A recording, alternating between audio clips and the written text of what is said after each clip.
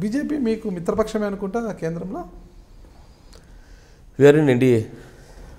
మిత్రపక్షమే కదా? ఎన్డీఏలో మేము భాగస్వాములు.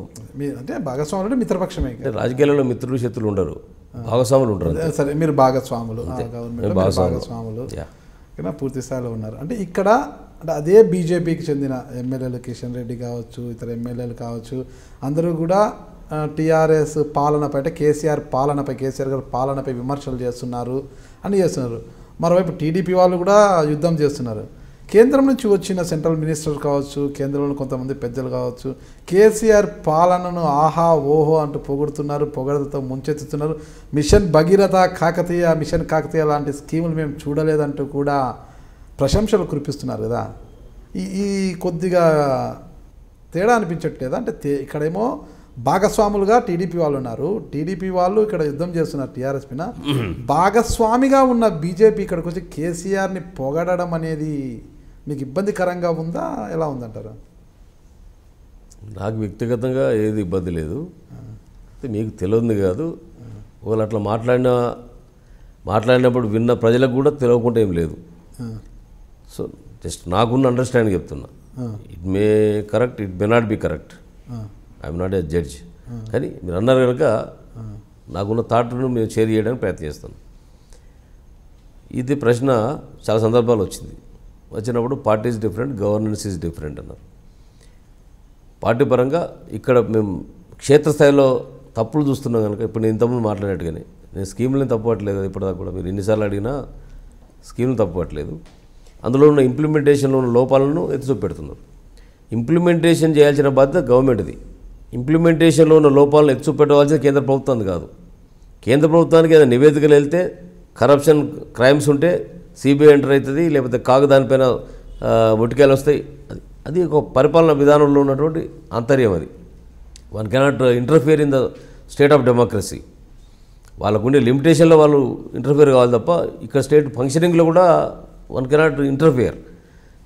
ఆ కాంటెస్ట్లో ప్రజెంటేషన్ 3D ప్రజెంటేషన్లు మనం చూపెట్టినప్పుడు ఇప్పుడు మీ లోపల ఏ ప్రాబ్లమ్స్ నాకు తెలియదు.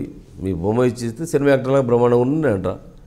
You may have internal problem. నాకు ఇంట్లో నాకు తెలుస్తుంది. నన్ను బాగానే ఉన్నాడు కానీ షూటింగ్ పూర్తి అయ్యేదాకా ఆయన సర్వవేత్తలు కాదు, ఆయనకున్న ఈ ప్రాబ్లమ్స్ ఉన్నాయనేది నాకు తెలిసింది. ఆయనకు తెలియాల్సిన అవసరం లేదు కదా. అవి ఆయన బాగా బ్రహ్మాండం అంటే వ్యక్తి బ్రహ్మాండం ఆయన ఉన్నాడు, నేను కూడా అంట. కానీ స్కీములు మంచిగా, కానీ స్కీమ్లో ఇంప్లిమెంటేషన్ మాకు తెలిసినంత వాళ్ళకి తెలియదు కనుక వాళ్ళు గవర్నమెంట్లో ఇంటర్ఫియర్ అయ్యి మాట్లాడడం కరెక్ట్ కాదు కనుక వాళ్ళు అంతవరకు మాట్లాడుతున్నట్టుగా ఒక వాదన వినబడుతుంది. ఇక చల్లకొచ్చి ముందు తాగడం దేని, కానీ వాళ్ళు పొలిటికల్ యాంగిల్లో థింక్ చేస్తున్నారు. బీజేపీ ఏంది వాళ్ళ దేశం మొత్తం మీద ముక్త్ భారత్, కాంగ్రెస్ ముక్త్ భారత్ ఏదో సంథింగ్ ఏదో స్లోగన్ ఉంది. వాళ్ళు భారతదేశం నుంచి వెళ్ళి కాంగ్రెస్ను లేకుండా చేయాలనేది వాళ్ళ డిసిషను. సో తెలంగాణలో సార్ గుడ్ ఆర్ బ్యాడ్ మనం వాస్తవాలు మాట్లాడుకున్నప్పుడు నాకు వాస్తవాలే చెప్పాల్సి వస్తుంది. సో ఇవాళ ఇచ్చిన పార్టీ అనేది ఒక సెంటిమెంట్ వీళ్ళకు కూడా కొంత ఉంది.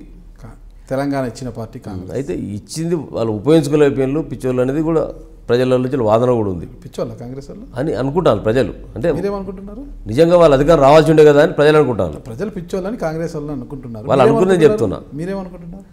నేను ఉపయోగించుకోలేదు అనుకుంటున్నా. వాళ్ళకి అందించిన అవకాశాన్ని వాళ్ళు ఉపయోగించుకోలేదేమో అని నేను అనుకుంటున్నాను. మీరు కూడా పిచ్చోళ్ళు అనుకుంటున్నారు? నేను అనుకోవట్లేదు. నేను ఎట్లా అనుకోను. వాళ్ళు అట్లా అంటే వాళ్ళు ప్రేమతో అనుకున్న మాటలు, వాళ్ళ గ్రామీణ భాషలో ప్రేమతో మాట్లాడుకునే మాటలు నేను మీకు ఓపెన్గా చెప్తున్నా, ఎందుకంటే వాళ్ళకి అర్థం కావాలని చెప్తున్నాను మళ్ళీ. సో ఇప్పటికీ వాళ్ళ సంఖ్యాబలంగా చూసినా, ఓటింగ్ పర్సంటేజ్ చూసినా, ఈ మధ్యలో వస్తున్న సర్వేలు చూసినా నెక్స్ట్ టీఆర్ఎస్ వాళ్ళే అనేది ప్రెస్లో చూస్తున్నాం. ఇలా నిన్న ఆంధ్రజ్యోతిలో కొన్ని సర్వేలు చూసినాం, కొన్ని పార్టీల సర్వేలు వాళ్ళు అప్పుడప్పుడు ప్రకటన చూస్తున్నాం.